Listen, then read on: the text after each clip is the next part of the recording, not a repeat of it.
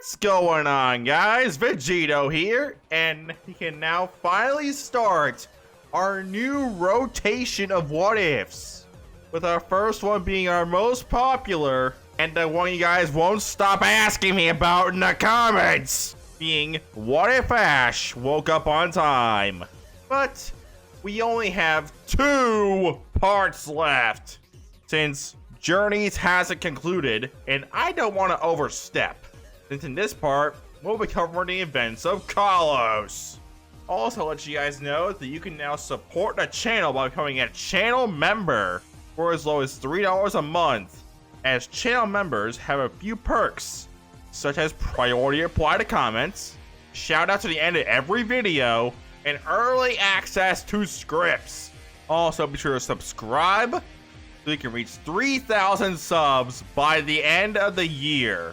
Now with that, the like goal is, well, there's a like goal. Well, since this what if is in the rotation, it wouldn't really make sense to have a like goal on a rotation what if since you're basically guaranteed the next part. But enough, now that's over. Let's get this party started. Ash and Alexa are on a plane preparing to land in Lumio City in the Kalos region, and Ash decided to send out his Venusaur to celebrate arriving in Kalos. Venusaur is wearing his Hawaiian shirt from the last part, since Delia made it for him and got it on him. And let's just say, Venusaur loves his shirt. This doesn't really add anything to the plot. I thought you guys would like to know. However, Ash learns from Alexa that her sister's gym's in Santaloon City, and they're currently in Lumio City. So Ash and Venusaur are rather bummed that they can't battle a gym right away. But Alexa tells Ash that Lumio City has a gym. So Ash and Alexa go their separate ways. Ash then arrives at Lumio's gym with Venusaur to try and challenge it. But the gym leader kicks them out of the gym because Ash didn't have 4 Kalos gym badges, with Ash being ejected out as Ash sends in Venusaur to have it catch him with a Vine Whip, with the 2 children that saw Ash head into the gym trying to help Venusaur catch Ash, with Ash being caught by Clement's backpack being held up by Venusaur's Vine Whip, with the 2 children introducing themselves as Clement and Bonnie, with Clement seeing Venusaur's Hawaiian shirt. A viewer suggested I keep the Hawaiian shirt as Venusaur's design for the rest of the series. Have all future friends of Ash question how and why Venusaur is wearing a Hawaiian shirt. The Clement seen Venusaur's shirt and questioned the logistics of Venusaur wearing a shirt. But unbeknownst to them, we see a blue frog Pokemon walking the 3, with Froakie wanting to prove itself against Venusaur. So once Team Rocket shows up, they send a Tyranitar and a Magnezone, which they got through a lot of heists that Ash never interfered with, since Ash was never there to stop them. Ash sends out Venusaur to battle 2 Pokemon. I forgot to mention that Wildvet is with Jesse and James in this timeline. The Magnezone using a Tri-Attack on Venusaur, but Ash commanding a dodge from the Plant Frog, which leads to Tyranitar using a Flamethrower on Venusaur, where it deals some super effective damage, with a Bubble Frog coming out of a tree to hit Tyranitar with a Water Pulse, which would make Tyranitar stumble a bit, but it gets back on its feet to hit Froakie into Magnezone with an Iron Tail, which allows the robotic electric type to zap Froakie with a Thunderbolt, with Bonnie catching Froakie in her arms, which after Venusaur sees this, it hits Tyranitar with a Solar Beam to knock it out, leaving Magnezone to fight alone. Magnezone uses a Flash Cannon to hit Venusaur, but Venusaur uses Leaf Storm to send Team Rocket blasting off. Ash and Bonnie, with Clement lagging behind, are rushing an injured Froakie to Professor Sycamore's Pokemon Research Lab. They have to run right by Team Rocket, who overhears them talking about the research lab, and immediately begin plotting to steal the Pokemon inside it. In the lab, Ash, Bonnie, and Clement meet Professor Sycamore, who immediately expresses his concern for Froakie, and gives him to its assistant so she can treat his injuries. When Ash asks if Froakie's trainer is on its way to pick it up of his Pokemon, Sycamore laments that the trainer has given up on Froakie due to his refusal to listen to orders. Even more shockingly, Sycamore tells him that Froakie has had multiple trainers, but either refused to obey them or simply didn't like them. After the group introduces themselves to the professor, they see a Garchomp lives at the lab, obviously worried about her friend Froakie. Since Garchomp's a gentle Pokemon, Sycamore allows Bonnie to pat her head and play with her. When Clement brings up the subject of Pokemon evolution and asks if there are other Pokemon at the lab, Professor Sycamore takes the group to see them. But Ash waits until he expresses gratitude and admiration to Froakie for his actions. Ash then joins the professor and the siblings in the greenhouse to admire the resident Pokemon. While playing with the Pokemon, Professor Sycamore tells them that he's researching a method of evolution called the Mega Evolution that can take place with certain Pokemon. He's still in the process of studying the topic, but it's his belief that a strong bond and a Mega Stone are the two keys to Mega Evolution. He also explains that Mega Evolution, unlike conventional Pokemon evolution, is not a permanent change, and Mega Evolved Pokemon can revert back to their original states. Meanwhile, Team Rocket have been listening to the entire conversation and entered the lab disguised as scientists, who have come to help Professor Sycamore this Mega Evolution research. Despite the protests of his assistants, Froakie, who is awakened from his rest, recognizes Team Rocket as people who injured him before. Garchomp is also suspicious, and as Team Rocket throws a device at Froakie, she steps in front of her friend and falls prey to a collar, and is causing her obvious agony. Garchomp shrieks so loud enough to alert Professor Sycamore and the others, who rush inside to find an enraged Garchomp. Sophie points to the three suspicious scientists as the culprits, leading Team Rocket to remove their disguises and recite their motto. Although Team Rocket tries to control Garchomp with their device, she sends him blasting off in an uncontrolled Hyper Beam. Before anyone in the lab can do anything, Garchomp flees into the streets of Lumio City and sends Hyper Beams left and right, sending the townspeople into a panic. Professor Sycamore's assistants hurry back to the lab to inspect the damage, while Ash rushes ahead with Froakie, Clement, and Bonnie to follow after the rampaging Garchomp. Officer Jenny orders people to evacuate the area, and a news crew is filming Garchomp in a helicopter as she flies towards Prism Tower. After landing on a tower, she fires a Hyper Beam with a news helicopter, barely missing it. Ash decides to try and get close to Garchomp, and with Clement's help, makes it into Prism Tower, and finds where Garchomp is. However, a Hyper Beam narrowly misses Clement and Bonnie and blocks the entrance, leaving Ash alone to go stop the rampaging Pokemon. Once Ash reaches the part of the tower where Garchomp is still rampaging, Professor Sycamore and Officer Jenny see him there and cry an alarm. Barely dodging yet another Hyper Beam, Ash keeps trying to approach her. Ash, Froakie, and Venusaur try to calm Garchomp down, as news crew notices him in Prison Tower. Just as Ash begins to get close to her, Garchomp flies toward the top of the tower, with Ash, Venusaur, and Froakie following her on a ladder. Seeing how brave and selfless Ash is, Clement decides he needs to get up there and help. Using his Apom arm to clear the rubble, Clement manages to get himself and Bonnie one of the upper ledges, but Garchomp and Ash are now at the top of Prism Tower. Ash is trying to get close to her again, but Garchomp is still shrieking in pain and stumbles back, almost falling off the edge. However, Froakie uses Frubbles to pin Garchomp's feet to the tower, immobilizing her, and Ash grabs hold of her long enough to Venusaur to destroy the Call Divine Whip. Believe that Garchomp is alright, Venusaur and Froakie run towards her and Ash, but at the edge of the tower collapses under Froakie's feet due to the reduced structural integrity, sending him hurtling towards the ground. In a desperate attempt to save his new friend, Ash dives over the edge after Froakie, much to the horror of everyone watching.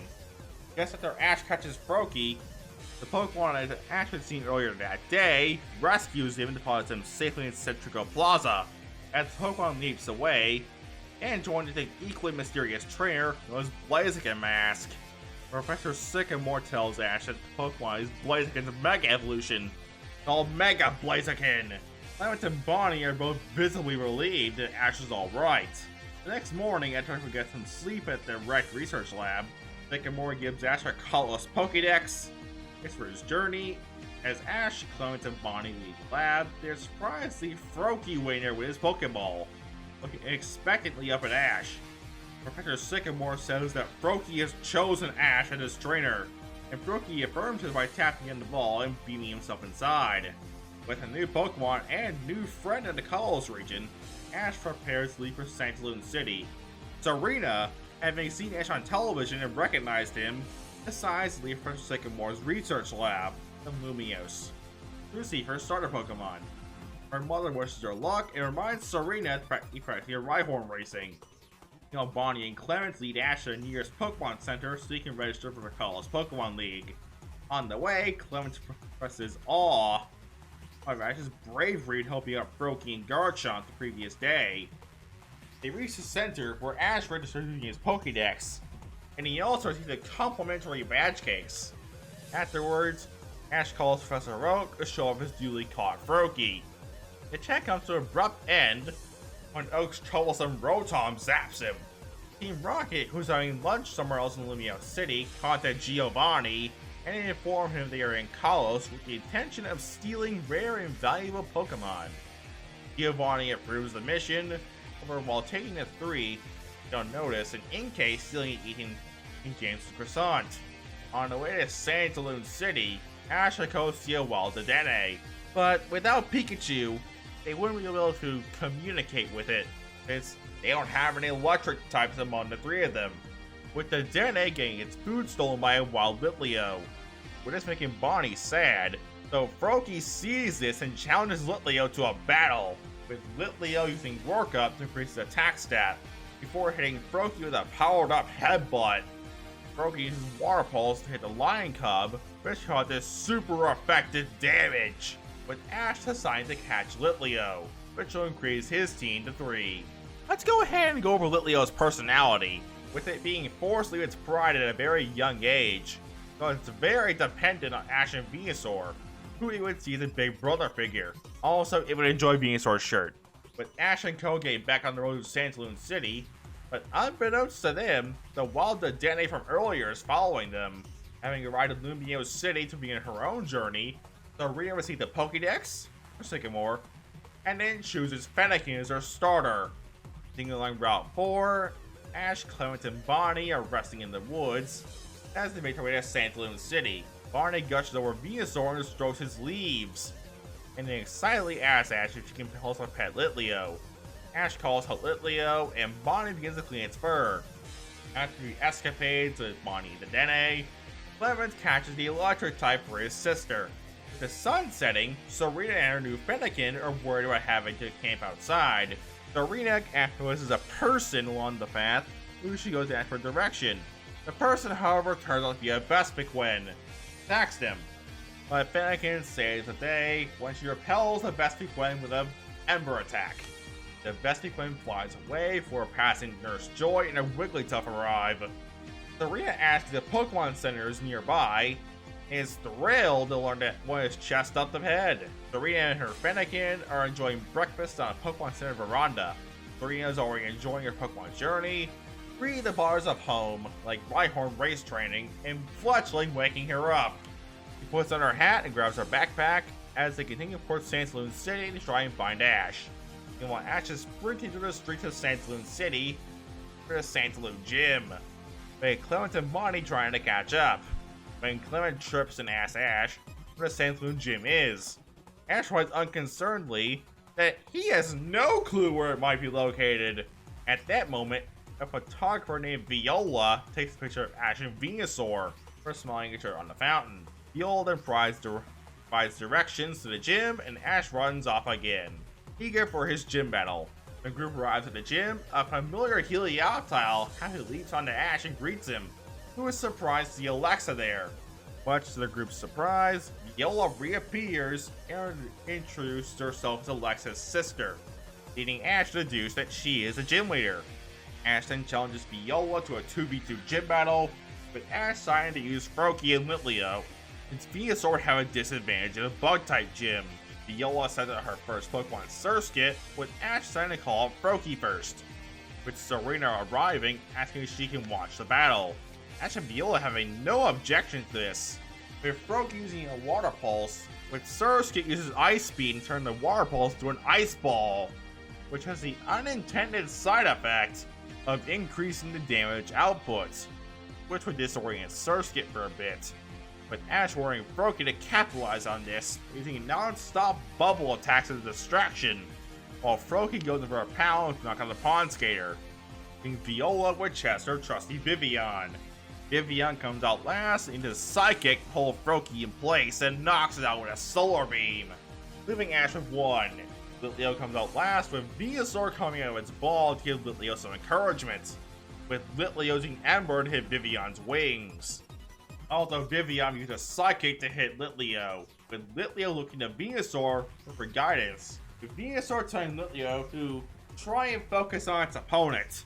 So Litleo goes in for a takedown, uses the Fire Fang of Vivian to leave a burn, with Litleo finishing it off with an Ember, allowing Ash to get his Kalos gym badge on the first try, which afterward Ash invites Serena to travel with him. Ash and Co arrive back in Lumio City and meet Clement and Bonnie's dad, Mayor, and learn that Clement is Lumio's gym leader, but got kicked out of his own gym by his own creation in Clembot, with the four breaking into Lumio's gym battle Clembot, with Clement managing to win against his own Heliolisk with his Bunnelby. Although the badge restriction was revoked, Ash decides to get 3 more badges first before challenging Clement's gym. Ash and Co reunite Professor Sycamore, with him asking Ash to help him research Mega Evolution with his Venusaur, with Ash getting Professor Sycamore's Keystone embedded into his gloves. This is basically giving Ash his Mega Gloves from Journeys, and all Ash has left to get is a Venusaurite. After this, Clement manages to catch himself a Chespin after stealing all their Pokepuffs. Jessie managed to catch herself a Punkaboo after dealing with an angry Pangoro. Ash stops a Pokemon smuggler from stealing a bunch of Vivian with Venusaur and Froakie. Ash then meets the kindergarten teacher who tries to introduce Ash to the fairy type, but Ash tells her about his battle with Pierre and his Mayor Gardevoir for the Unova League Finals. Ash and Co head to a haunted mansion and meet a wild, shiny Honedge, which is a massive prankster. Originally, this was an Esper, but since it doesn't really add anything to the episode, I decided to change it to give Ash a new catch. Ash then decides to try and catch his haunted sword, but knowing its steel types with the fire type attacks, he sent in Litleo to battle it, by kicking out the battle with a Fire Fang. Although Honedge tries to use a Shadow Sneak to dodge, although it wouldn't affect Litleo since it's part normal type, which is immune to ghost type moves. So Ash decides to capitalize on this by going on the offensive with Embers and Fire Fangs, which after a while would make Honedge weak enough to catch, allowing Ash to get himself a 4th Pokemon. Chespin then gets himself into some shenanigans with Old Man and his Delphox, after a switcheroo which leaves Bonnie entering and Leah's Pichu, and Leah's sister Lynn with Dedenne. Everyone gets their proper Pokemon back. Ash and Co then meet a trainer named Sanpei with his Frogadier, to try and teach Ash's Froakie how to use Quick Attack. But due to Venusaur's help, Froakie would learn Double Team earlier, and actually learns Quick Attack this time. Ash and Co ride a Camphor Town, which their festival is ruined by a sleeping Snorlax. So Ash and Co try to get the Pokeflame Princess Allie, although she takes Clement hostage in the process. Ash has to work with Team Rocket's Meow to stop him to a Malamar, rescue Jessie, James, Serena, Clement, Bonnie, and most importantly, Venusaur. At Pokemon Center, Serena shows her friends a picture of the Battle Chateau, and suggests that they go there. They're approached by 2 Rappin brothers. Nico is the older brother and has a Fletchinder, and Chester is the younger one with a Fletchling, who explain that one gets noble ranks by battling the chateau. Ash, however, is immediately interested, so he and the group join the brothers on the chateau. Once arrived, Nico already holds the rank of Baron, and requests a debut battle for Chester, and Ash has to have a battle as well. The group is met by the head of the house, host Duke Turner, who explains that the Battle Chateau is a social meeting place for gentlemen and ladies to have first-rate battles. A Pokemon trainer, or knight, climbs through the noble ranks by winning battles. A maid guides through the salon, where they are to choose their opponent of the same rank. The group sees Grant, who's only described as a strong trainer hanging from the wall. Nico finds a battle partner in their Baron named Pharrell. The chateau's other guests come to the terrace to watch the match unfold. Going to the terrace, Sansalun's gym leader Viola waits to tell gym leader Grant before noticing Ash and his friends on the balcony.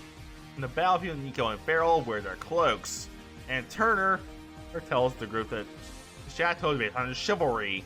Chester explains the ranks. First, Baron, then Viscount. Earl's up next, the Marquis, then Duke, and finally, Grand Duke.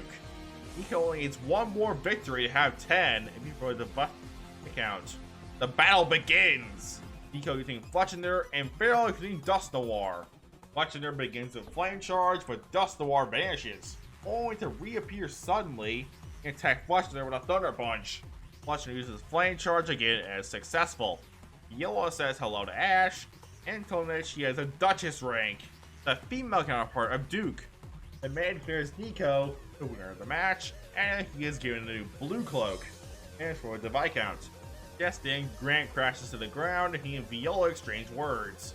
Viola says Grant should be climbing walls anyway, though Grant admits that the historic walls are an irresistible challenge to a rock climber like himself. Ash takes the opportunity to ask Grant for a battle, but as Grant and the Duke, they cannot. However, Turner announces that Ash and Chester battle for the Baron rank. Ash decides to use Venusaur and Chester sticks with Fletchling. Ash starts the battle with Sludge Bomb, which Fletchling dodges with agility. Ash follows up with Leaf Storm, which again fails to land. Fletchling uses Thunder Dance, lower Venusaur's attack power, and hits with a Steel Wing.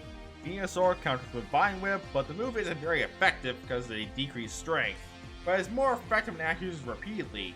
Venusaur uses Solar Beam, causing Fletchling to faint and win the battle, as well as a White Cloak and the title of Baron. Viola begins to take a picture commemorating Ash's victory, and white gloves are draped over her shoulder, a sign for a battle request. This one from Grant. In the battlefield, the maid announces that both Viola and Grant only need one more victory each to reach Grand Duchess and Grand Duke title respectively. Viola brings out her Surskit and Grant releases Onyx. Viola begins with having Surskit turn the field to ice for speed, and Grant, expecting the strategy, uses Rock Tomb. Surskit manages to escape from the rocks with Bulk Beam and Protect. Surskit follows on with a Signal Beam, but the attack is blocked by Onyx's Flash Cannon. It uses Rock Polish to rated speed. Surskit uses Ice Beam to freeze Onyx's tail, but Onyx breaks out of the ice by jumping. Onyx uses Rock Tomb once more for a trap its opponent before finishing Surskit with her Flash Cannon to win the battle. As Grant leaves his chateau, Ash and his friends catch up with him and tell him they hope to battle with him. Grant says he thinks he'll meet Ash in the Sludge gym soon. Looks forward to it. Viola finally reveals that Grant is the Sludge City gym leader, shocking everyone. Clement concludes that Grant must be a rock-type specialist, and Grant confirms this. Ash resolves to train to stand up against Rock Tomb. Outside the chateau, Ash and his friends hit Nico and Chester, who wish Ash luck after his next gym. While making a Pokemon Pokevision video, Fennekin manages to learn how to use Flamethrower to stop Team Rocket from ruining their video. Ash and friends arrive at Ambert Town and are met with a view of the sea, as Bonnie and some of the group's Pokemon play in the ocean.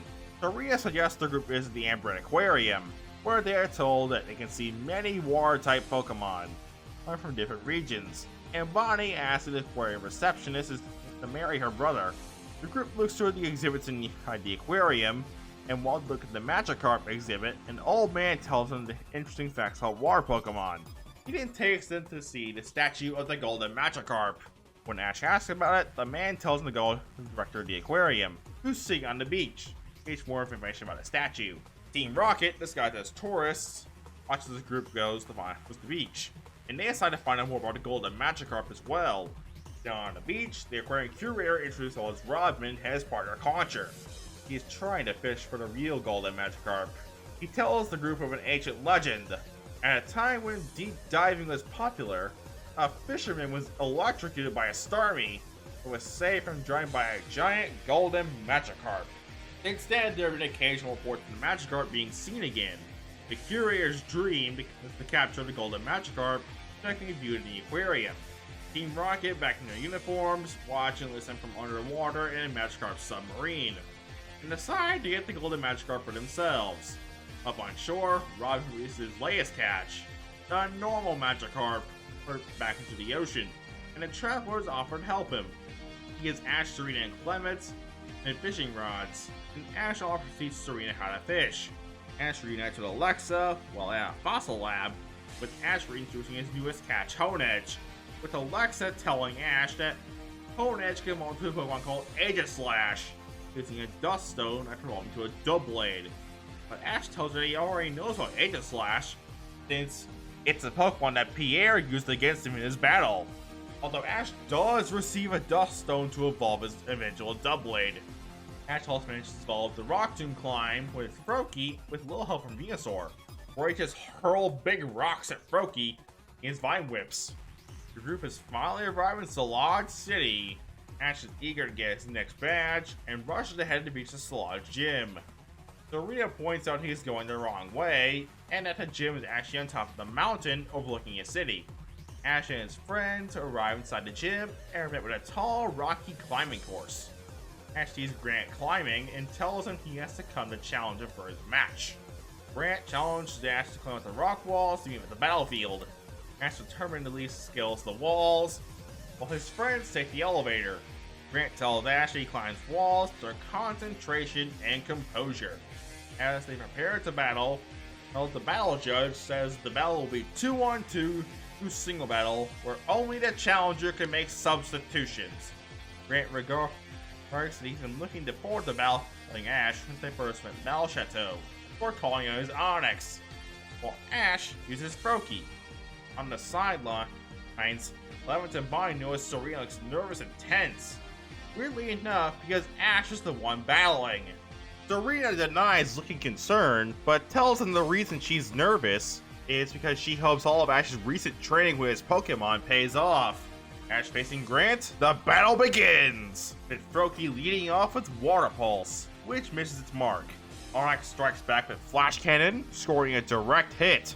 Froakie makes a quick recovery and leaps forward. Onyx's Rock Polish increases its own speed, but is soon surrounded by Froakie's double team. When Onyx uses Rock Tomb, its most powerful attack, Froakie jumps from rock to rock, a technique he and Ash have practiced while training the Rock Tomb. Up in the air, Froakie fires a Water Pulse directly at Onyx's head. Onyx uses Iron Tail, which Froakie narrowly dodges for using the opportunity to clamp Onyx's tail to its head. As Onyx tries to shake it off, Froakie hangs on, and Onyx is finally down by Froakie's Water Pulse. Grant's second Pokemon, a Tyrant, takes the field, which Ash scans on his Pokédex. Ash keeps Froakie on the field and calls for a double team.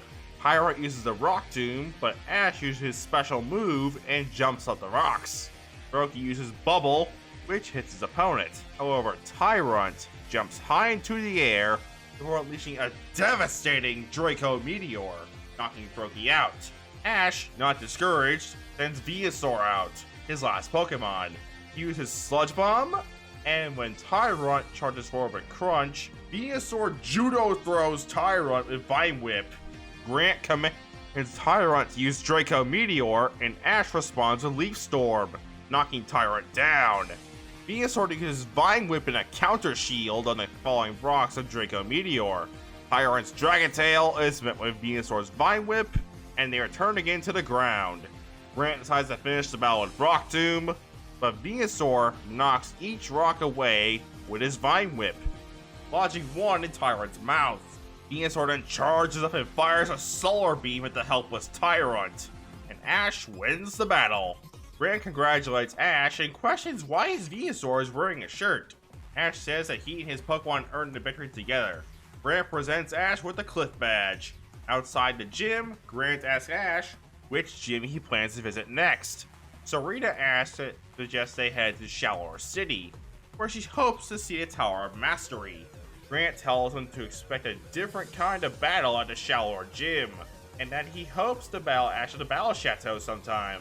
Having decided his next destination, Ash continues on his journey. Ash and Co meet Miette, who will eventually go on to be a big rival for Serena in both performing and for Ash's attention, and enter a Pokepuff baking contest, although both of them lose. Lemon tries catching a Flabébé for Bonnie, but he fails since it belongs to another trainer. Ash and Code they reenact Professor Sycamore and tells him that he hasn't had any luck in finding a Venusaurite for his Venusaur to Mega Evolve. Also, Ash meets the Kalos champion Diantha and her Mega Gardevoir, which afterward, Ash tells Diantha about Pierre's Mega Gardevoir, with Diantha offering Ash to test his luck against a stronger Mega Gardevoir, with the battle going as canon. Just Pikachu is replaced with a stronger Venusaur. Ash then meets a girl with Lucario named Karina, who Ash battles with his Venusaur. Venusaur begins with a Vine Whip, which Lucario counters. Venusaur's next series of Vine Whips are also blocked and evaded. Lucario uses Swords Dance to raise his attack power, before delivering a Bone Rush, knocking Venusaur back. Karina commands Lucario to repeatedly use Bone Rush on Venusaur, sending the weakened Pokemon flying. Lucario then finishes the job with a power-up punch. After the battle, Karina offers Ash's Citrus Berry for Venusaur, and reveals that she is the gym leader for the Shallard City Gym.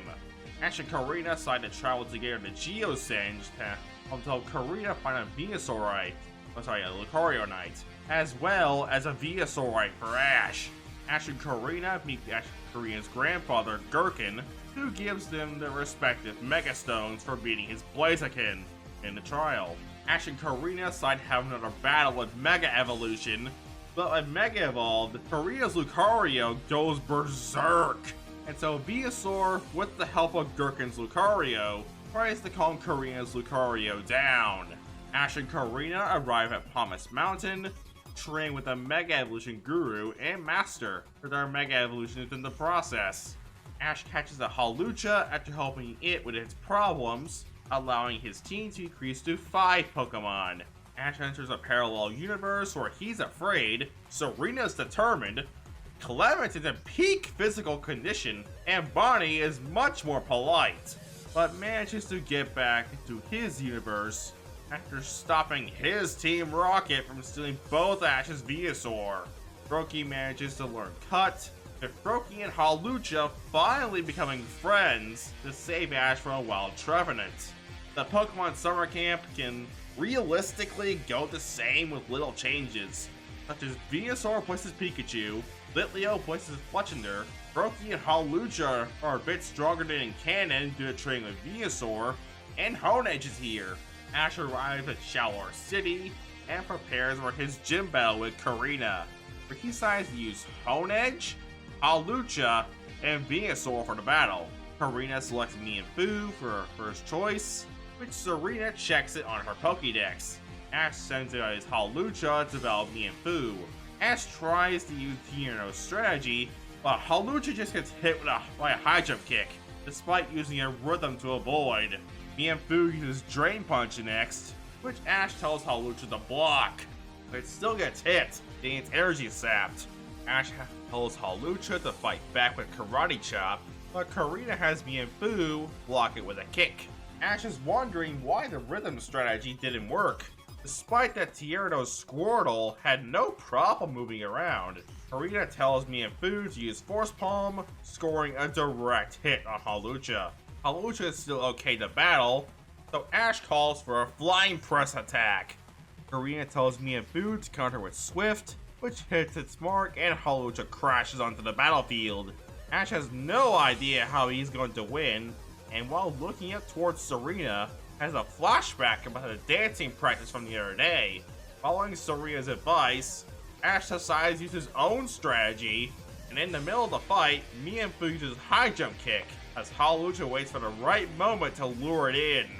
On Ash's orders, Hawlucha perfectly dodges Mienfoo's High Jump Kick, with the latter suffering crash damage as a result. Hawlucha follows on with Karate Chop, and it hits Mienfoo. Karina tells Mienfoo to fight back with Force Palm, though Ash has Hawlucha use Flying Press to dodge Mienfoo's oncoming Force Palm before landing a finishing blow, knocking Mienfoo out. Meanwhile, Team Rocket shows up and are planning to steal Pokemon while the others are distracted during Karina and Ash's battles. As Karina recalls me and Boo, she sends out Machoke. Ash calls like Hawlucha and sends in Honedge. Starting things off with a Shadow Sneak. Machoke manages to avoid it and attacks Honedge with Brick Break, which sends Machoke tumbling to the ground, since it would just go right through it. Since, gotta remember, fighting types moves can't affect ghost types. Honedge goes on the offensive, hitting Machoke with a super effective aerial ace. Honedge uses Slash, but Machoke blocks it. Machoke manages to throw Honedge, but it holds on and launches a Shadow Ball, which damages Machoke a little. Honedge attacks again with aerial ace, striking Machoke down, and went out as they prepare to counter Focus Blast attack. Now, Karina sends out her last Pokemon, Lucario, and promptly Mega Evolves it to raise the stakes. Ash decides to keep Honedge in, since it's immune to Lucario's fighting type moves. Honedge attacks with Aerial Ace, while Lucario uses an ear-deafening metal sound. Honedge struggles against the frequency, but still manages to score a hit on Lucario. Lucario uses Aura Sphere, which goes right through Honedge. Lucario comes up behind Honedge and uses Sword Stance and Bone Rush, knocking Honedge out. Ash recalls Honedge and sends Hawlucha in again, without Karina's Lucario. Ash tells Hawlucha to use Karate Chop. As Ash's friends cheer for him and Hawlucha, Team Rocket is running down the hall, attempting to steal Pokemon. However, as they're about to go further, Froakie sees them and uses Frubbles to stop them in their tracks. The friends also notice and ask them why they're here. Team Rocket say that they're just doing their job and tells the Torps to stay out of their way.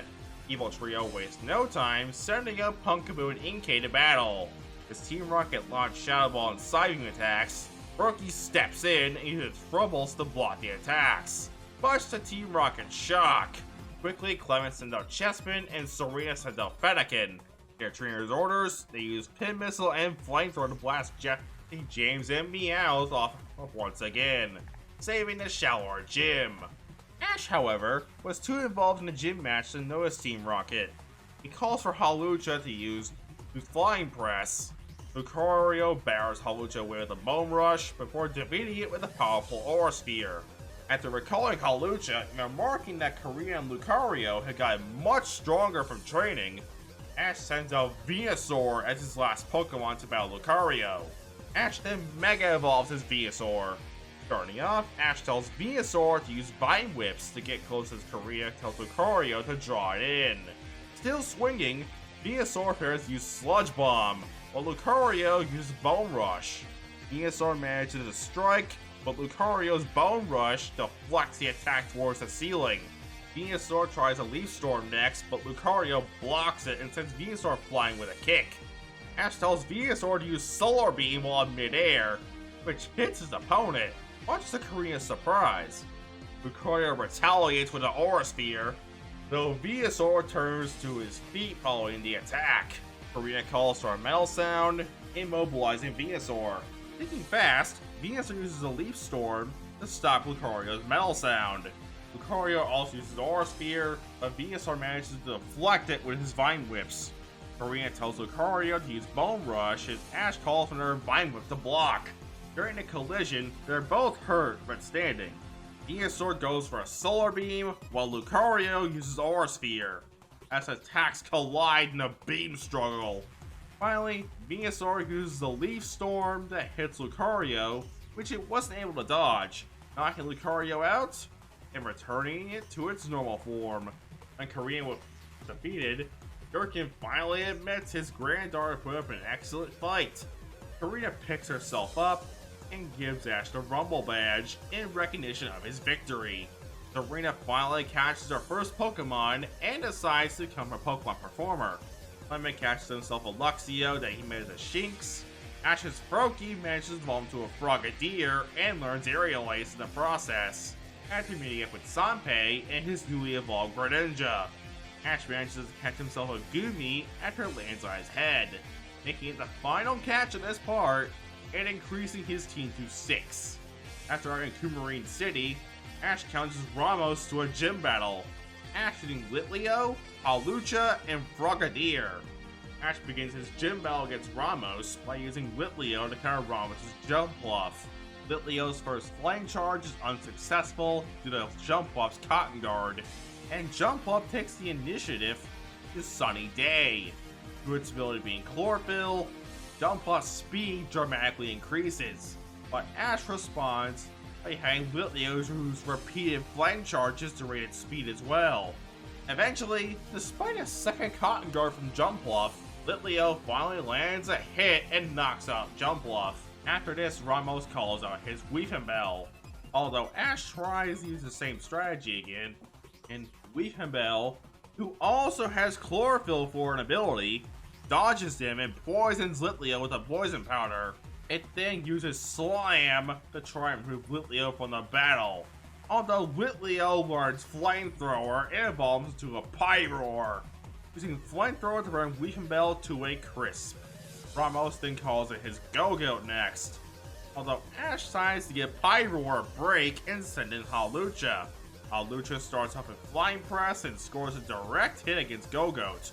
Now its high jump kick is dodged and Hawlucha crashes into a tree and takes big damage. With Hawlucha being disoriented from his collision for the tree, Hawlucha falls victim to a consecutive combo of Razor Leaf, Horn Leech, and Grass Knot. After landing a high jump kick, Hawlucha is defeated by Go-Goat's Double Edge. Pyroar comes back out and uses Flamethrower on Go-Goat, which is staggered a bit from the recoil damage, which leaves Go-Goat with a burn. Its attack stat has been cut in half, with Ash telling Pyroar to capitalize on this by constantly using Flamethrower around Go-Goat to limit its mobility. Although Ramos orders an Earthquake to try and take out Pyroar with a super effective attack, almost taking her out of the fight. When due to Go-Goat's burn, Pyroar would stay in the fight barely. Although Pyroar getting close to the Fire Fang, Rom who sees an opportunity hit another Earthquake attack on Pyroar to knock it out. Although Go-Goat would fall soon after, and since Ash still has Frogadier in play, Ash would win the battle and attain his 4th Kalos Gym Badge. And with that, I think this is a good place to end off What If Ash Took One Time, Part 6A.